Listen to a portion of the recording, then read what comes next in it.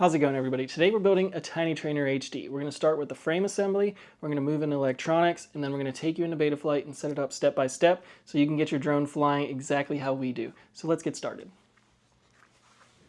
Now, if there's any questions you have along the way, just put them in the comments and we can address them either in the comments or we can make a follow-up video if it's like in-depth enough that it takes an entire video to cover the whole process.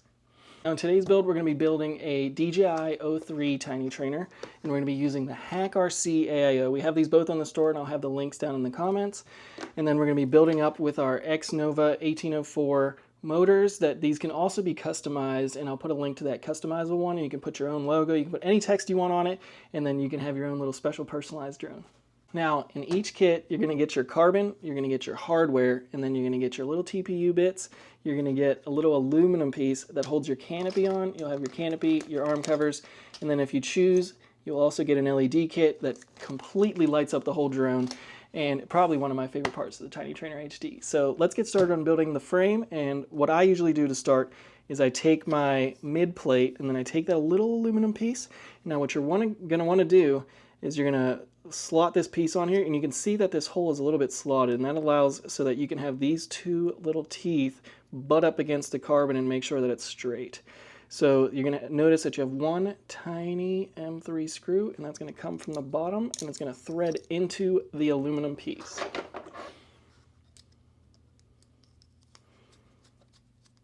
And then whenever it's basically tight, you just want to make sure both of those teeth are pushed up against the carbon, and then you can tighten it down, and then you are straight and you're ready to go. And then right after that, we're going to be looking for these two little vertical pieces of carbon that are going to be going into the mid plate and the bottom plate. Now sometimes this can be the easiest part, or sometimes this can be the hardest part. And that's just because of carbon tolerances. But if you find that it's not really easy to put that in, that's why we supply this carbon file. Now the safest way to file your carbon is to do this underwater. And you don't want to be breathing it in, but usually it just takes a little bit to get that carbon piece to fit right in there. Little carbon bit can fit through from the bottom, and looks like that one's going in, and then we're going to try to fit our next one in. There we go. Now once you've gone ahead and enlarged that hole, it should go and assemble pretty easily. Now the bottom plate, you're going to make sure that these holes, these like slotted oval holes, line up with the rear mounting holes for your DJI 03 air unit. So it's going to go like this. You notice you have two holes there. That's what the access holes on the bottom are for. And they go ahead and they go on top of this, and then they push on. Now, and once we've got that installed, the next step is going to be to get your arms, and then you can see that there's this slot right down the middle of it, and that's going to hug that vertical piece we just installed. Now, if you have a vertical piece that's a little thick, sometimes I find that you can almost open up that little tuning fork end and just slide it on like that, and then get it into place. You're going to see that the holes line up, and if they don't line up, sometimes I'll just take my driver and like hammer it on the end and get it into place. But usually there's no filing required on the arms. Yeah, as you can see, yeah, the hole required just a little bit of filing underwater, but the arms are going in pretty smoothly. But all four of these are lining up, and then you're going to notice you have four longer M3 screws, and it's okay that they're going to pop through the top because that is going to be attaching to our arm covers here in the future.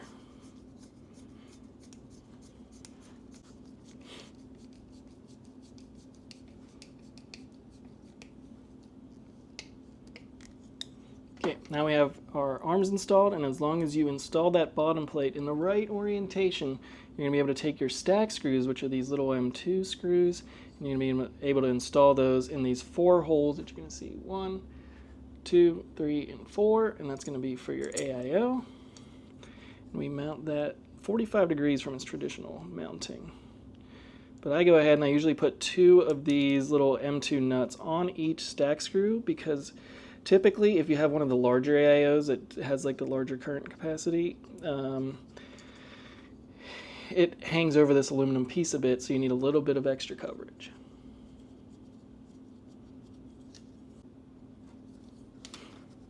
Okay, now once you have all your stack screws installed, we're going to go ahead and put on our motors, and the kit comes with the proper length screws to attach these motors, and you're going to have just the right amount. So go ahead and grab these little M2 screws, and you're going to install those, 4 per motor, and then we're going to move on to the next step.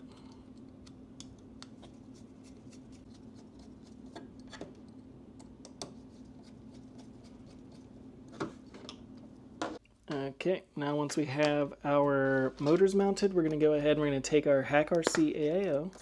We're going to mount that up. And now one of the first steps is to put your gummies in, but one of my favorite things about these Hack RC AAOs is they come with this little battery strap. It's perfect for this quad. But one of my least favorite things about these AAOs is they only come with an XT60, and I like to run an XT30. But we're going to build this one up with the supplied XT60 because we do have 850 3S and 4S batteries available for order that have XT60 plugs. But make sure whenever you order that, if you get a Hack RC AAO, just take note that you're going to be running an XT60 or you're going to have to order a separate XT30 for your build. I've seen a million different ways that people do gummies, but what I usually do, I pinch and get a corner in there, and then I just start shoving the rest of the upper part in. Just be careful not to poke the thin part, because then you can accidentally puncture the gummy, and then it ends up being harder to slide onto the stack screw because it has a big rip in it. But this is how I've always done it. Some people use like floss or string, or then sometimes if the hole is the right size, you can just pinch it and twist it, and it'll go in, but these holes are kind of tight and it doesn't really allow you to do that method.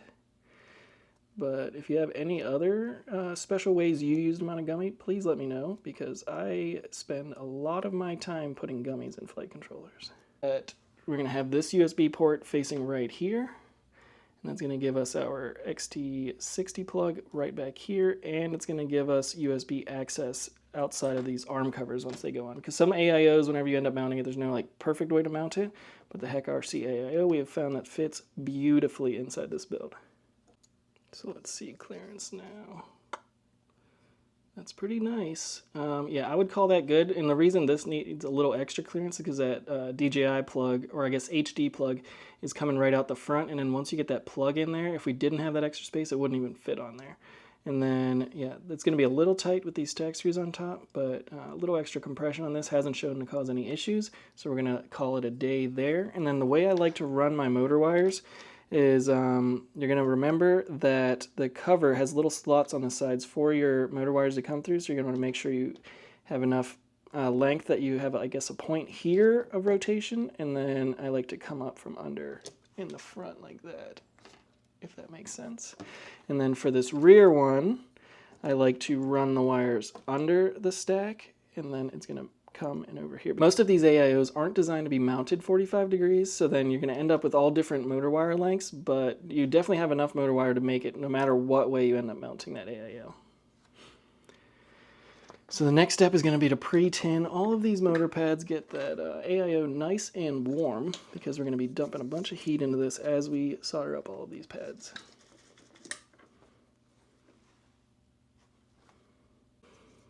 And I typically just tin it from the side like this because these motor pads wrap over the side, and then I have the motor wires kind of come up and then soldered to these little grooves in the side. Now these wires that I put under the AIO, I don't usually trim those. They're just the perfect length to make it, but what I do is trim the pre-tinned portion of the wire just because it ends up being a little too long, but you can make them all about the same length, and you want it to be about the thickness of the AIO because it's going to go into that groove. I'm just going to take these one by one and solder them up to the AIO. Right under there. But the way these arm covers work, you're going to want to make sure that you have enough length to make it under the motor cover or under the wire cover and then to the pads. So the way this is going to work is that there's a little slot in the side, I guess, and the motor wires kind of live up in this corner. And you're going to want to make sure that whenever your motor wires are running to the pad, they're going to be able to have a point here of rotation and then wrap around and go to your motor pads. And then trim them there. And then for each one, you're going to go ahead and you're going to strip the wire.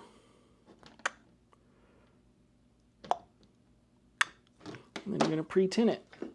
And that makes it just easy to bring the two wires together because they both already have some solder flowing through them. And then since they're pre-tinned, you should be able to just grab them one by one, Let's see, which one's my far one? Yeah, one by one, and then I usually just make the two come into contact, and then I quickly bring some heat to the little duo, and they go together beautifully. Same thing, bring them together, apply heat, remove heat, and last one. And we're going to repeat that for the rest of the motor wires. And there you have it. We have all of our motor wires soldered up, and the next step is to get our LED kit installed. And I do that mostly by just installing the one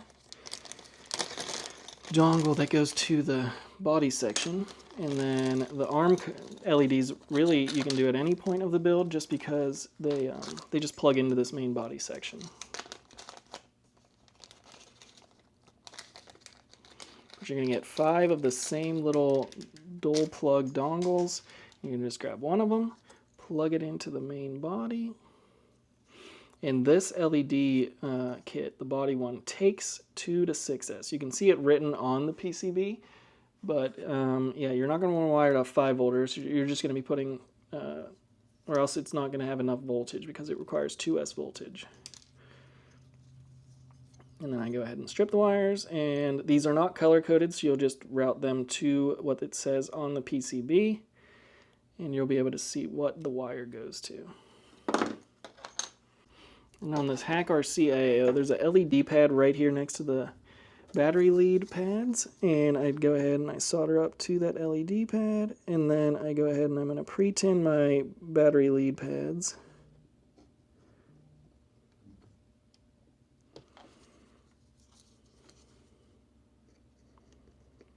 And that's where this little guy's going to live. But as you can see, our far wire is the LED one, so we're going to go ahead and unsolder up the LED wire.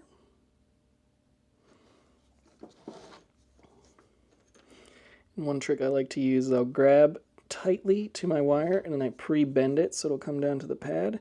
And I'm not trying to push it down with the solder, because what I like to do is make the two things that I'm soldering come into contact, apply the heat to the joint, and then just move quickly. So the next thing is going to be our battery, which this is going to go to our positive pad. And we're kind of just going to let it sit down here for a sec. And then we might have to go ahead and redo this once we solder up the battery lead, but we'll be fine. And there you have it. Your LED kit's installed. Now I go ahead and I unplug this because we're going to put all this in later. Next, we got to solder up our XT60 lead.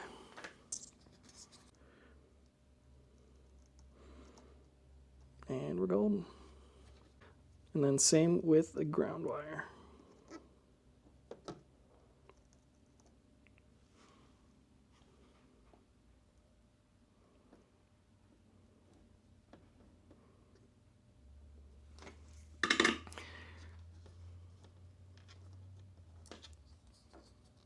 I'm going to wire it, and then I like to bring it down over to the side like this.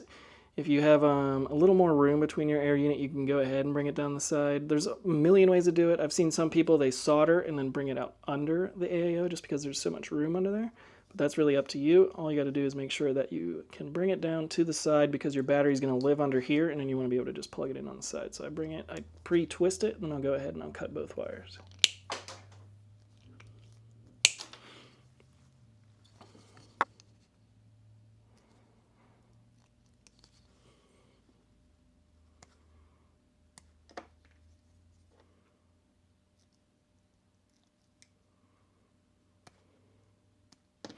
And then I like to twist my wires together just so they're all nice and compact and they don't kind of fray everywhere. And I do that with every wire that I pre-tin most of the time.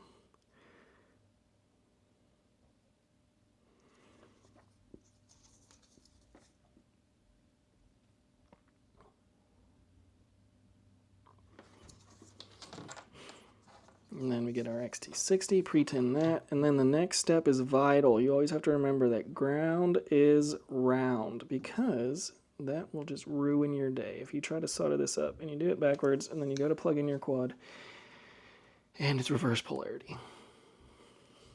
So now that we're pre-tinned, remember, ground is round. So there's always a round portion of your XT60 or XT30, and the other point is square, and ground is that. So you're going to solder black or whatever is soldered to your negative pad to the round side.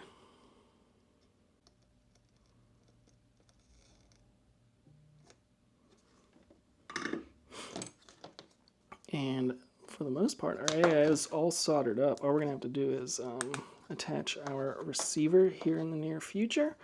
But what I like to do next is go ahead and get my Canopy installed, just because you want to do that before you have arm covers, because you're going to have to access these 2 screws on the front of the quad. And you'll notice you have 2 extra motor screws, and that's what these are for. So you'll get this. You have these 2 holes on the side of the cover, and they go right around here. And then you get your little motor screw, put it in from the side. And this is where you can actually attack it from over the arm. But if you put your arm covers on first, then you end up coming at it from all weird angles, and it's not fun. Because for any screw that you're going to want to put in, you want to kind of be axial with the hole you're aligning it with, and then you're in business. But if you don't do that, yeah, you're looking to strip something. And that's how that mounts up. You can see, just like our other quads, it kind of just hinges about that front point. And we can go ahead and we can install our standoffs. And that's where these longer screws come into play. Keeping it strong in there.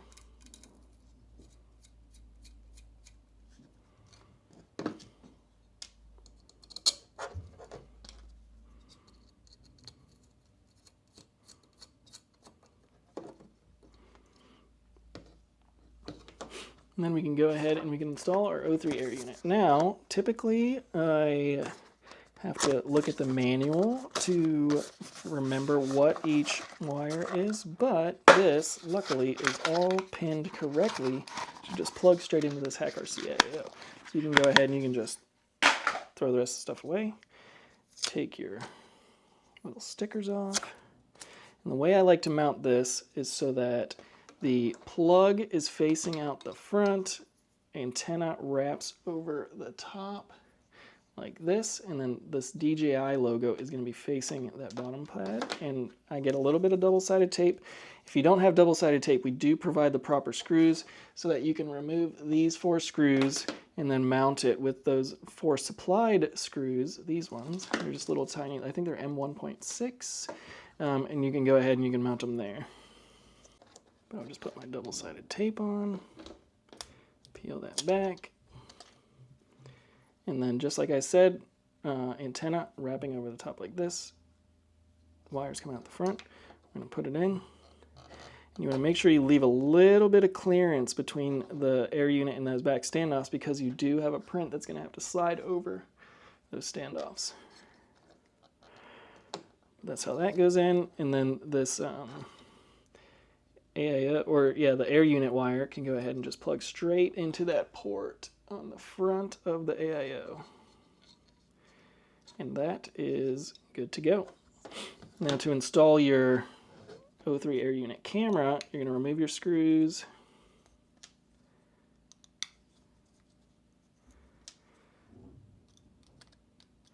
And then you're going to take one of the screws, or I guess 2 of the screws, from your motors. So your motors actually come with M2x7 and M2x8 screws. Now these are typically for your props, but what I do is I use those 7mm long screws to mount my camera, and then the 8 I keep for the props, because they are the perfect length. And the way these little camera mounts work, they ship as one piece, but you're going to go ahead, you're going to take some side cutters or some really strong hands and tear them apart. What you're going to be looking for is that this little top hole, or this little hole is for the top hole, and then this little arch is for the bottom screw, and that's just so it can rotate, and it gives you about 30 degrees of rotation. So we're going to go ahead and put this in the side just like this, with the top hole up in that top left corner of that hole. It should slide right into the square hole. The square print goes into the square hole. And if it doesn't want to go in, what I do is I usually just get something and I poke the corner in just because it's TPU and it's compressible. And then after you get those corners in, it should go in pretty smoothly. That died. That goes in just like that. And then I like to move these out of the way. I bring my camera over the top. Make sure you mount it the right side up so you can read DJI. It's going to go right in that hole. And then we're going to use those two little M2x7 screws that we stole from our motors.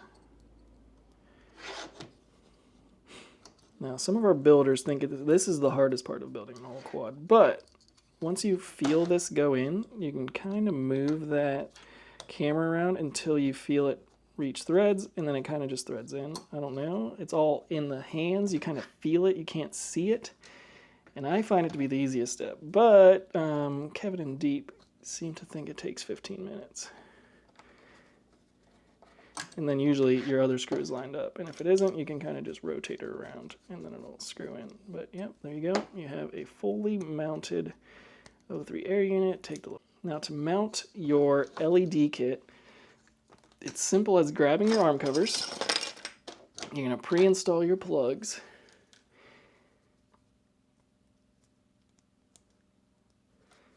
To each one.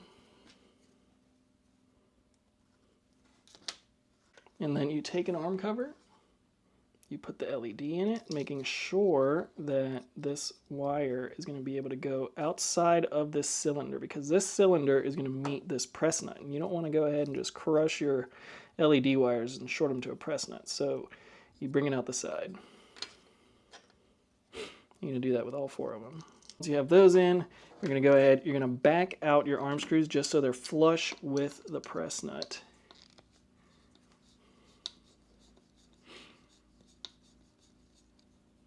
And then the LED cover, I typically grab my motor wire and I make sure it is up in that groove to the side and clear of being crushed by a press nut. If you're not like certain it's cleared, you can go ahead and you can get something and you can hold them off to the side. What I do is I just like to grab all 3, keep them up in that corner, and then push it down until it meets the press nut, and then you know they're clear. And then you can go ahead and you can thread that screw right back in, and it's going to go into that threaded insert that's in your arm cover, and then it's going to hold the canopy together. And just like that, you have an LED right on your arm, mounted without any special hardware, and then the arm cover's beautifully mounted. Okay, now that we have our LEDs mounted, I like to get our antenna out of the way, and the way this antenna mount works is that you just push it over the antenna, that it kind of just wraps around, and then those little notches on the side actually hug the antenna and keep it in place. And then you go ahead and you slide this over your rear standoffs, and that's good to go. Now the main thing we want to do is get our receiver installed. Now receivers, I typically just go with like a Express LRS EP2 that has the surface mount antenna, just because there's not like a big carbon plate on top and it has good reception. But you will see that you have a R1 and a T1 pad up here on this front right corner, and that's what I like to use for my receiver. R1, T1, 5 volt, and ground. That is our UART 1.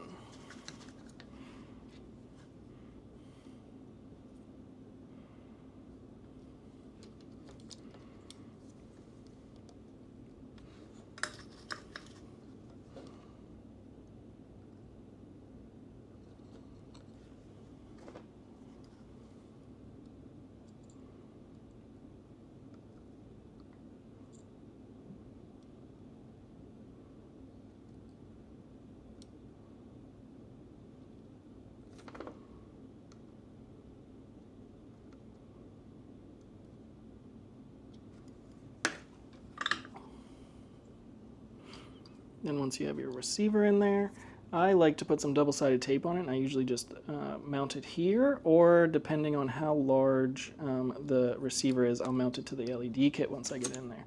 But your LED kit is actually perfectly sized that you can kind of just shove it in here, and then it'll live in the top plate. And a lot of people just run it like that, and then this ends up just holding it up. But what I like to do is get 2 little tiny pieces of double-sided tape, We're going to put it on top of these components, and then it'll hold it in place. But I take 2 little pieces of double-sided tape, put it on the LED kit, and then I'll use that to hold it to the top.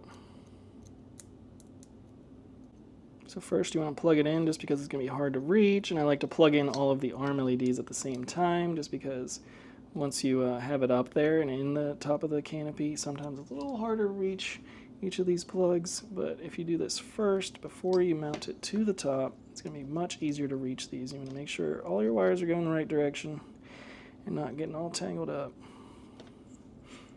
So we'll go ahead, plug this in, and then last thing we're going to have to do is just get our receiver somewhere where it fits, and everything's going to be beautiful. But yep, that can go straight up in there, just like so. And that's not going anywhere. So the next thing we're going to do is we're going to check clearance for our receiver. And whenever you put that canopy down, you can see just how much clearance there is back there, and it looks like we're definitely going to have enough room for this EP1 dual to mount to the back of this PCB. So yeah, I go ahead and I put my EP1 dual right up here on the top of the PCB, and then I run one of my antennas out, and we do have some antenna mounts on printables, which I'm going to have to print for this one, and then that'll mount here to the rear standoff. But other than that, we can make sure to close this all up, and if everything's kind of going down without pinching anything, you know you're in business. Okay, now that we have everything routed, one thing I do like to do is make sure that all of my wires are pre-twisted, just so that they so the wire routing goes a lot smoother and there's just not a bunch of stray wires going all over the place. So I'll go ahead and I'll give a twist to all of my wires before plugging them in, and that will definitely clean things up for you.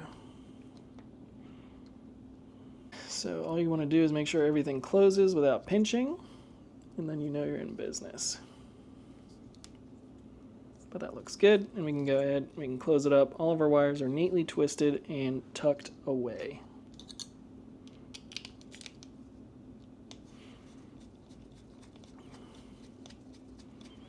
Now, this rear antenna, we do have a mount on printables that I'm going to be printing later and attaching an antenna, but I'll put a link to that antenna mount. I don't have one printed right now, so I will do that after I finish this build on Betaflight.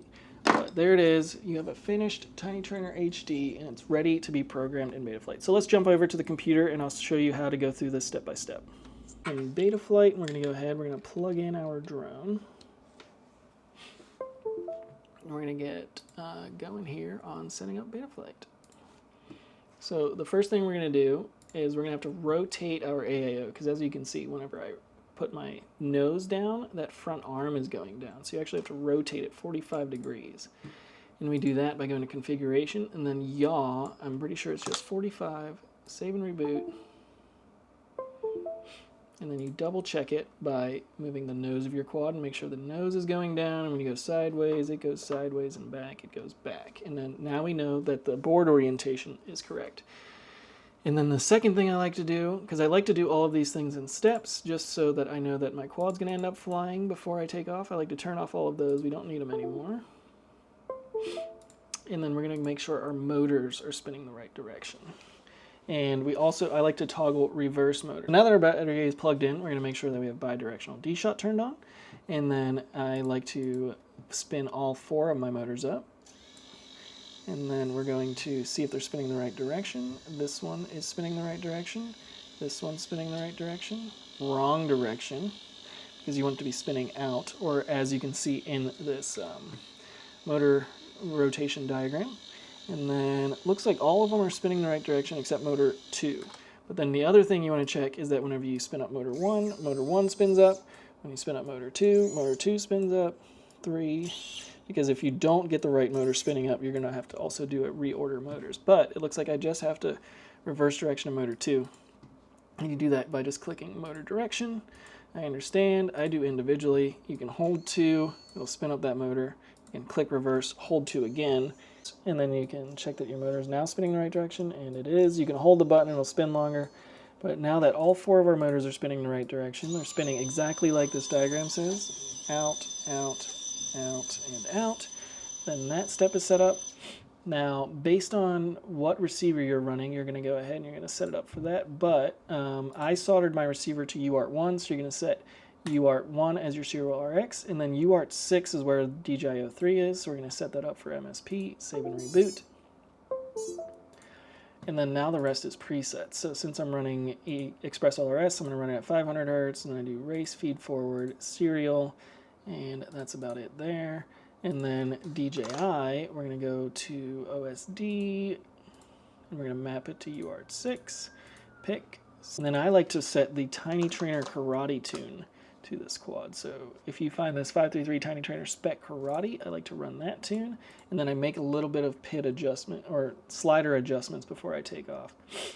So we have that all set up, and then we're going to select pick, agree. But one thing to note about that Tiny Trainer tune, it's set up for 12 motor pulls, and we have 14 motor pulls, so we're going to have to go ahead and change that, because these motors are larger than Tiny Trainer motors. So I go to motors, switch this back to 14, because that preset will switch that. And then in our modes tab, I like to set up ARM on aux1. I don't usually run a beeper, but what I do like to do, since these LEDs can get hot, is set up an LED low. And you do that by adding range, and then anytime my quad is not armed, I want these LEDs off. And you can see now they're off, but when you arm the quad, it's going to go ahead and turn them on. And we can keep it that way. And then that just keeps it so your quad doesn't overheat as fast. But essentially there, you're going to be able to take off the quad. It will do everything you want, but a couple notes about this LED kit. It is only 2 addressable LEDs. So the body's one giant addressable LED and the arms are another. So if you go ahead and you do the body red and then the second one blue, you can go ahead, you can highlight these, and then you can do a Larson scanner. And one cool thing it does is then make the arms and body go back and forth flashing, kind of like some of the DRL quads did. So I can show you that by changing this. It does that. Really cool. But that is my favorite little effect to do, is just do a Larson scanner, and then since they're addressable LEDs, and it makes it look like they're flashing, but it's really just scanning back and forth between 2 addressable LEDs. We're going to go ahead and set LED low back to where it was. And since we're running a DJI-03 air unit, there's not really much for us to go through, but you do want to go ahead and make sure your rates are on the quad.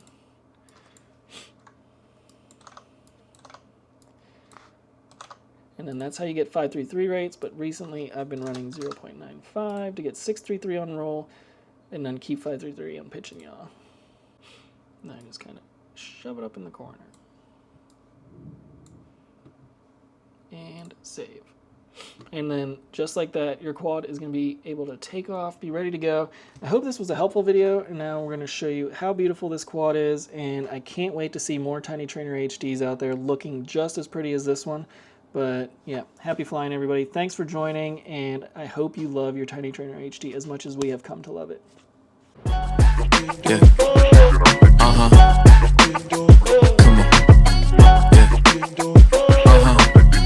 Yeah.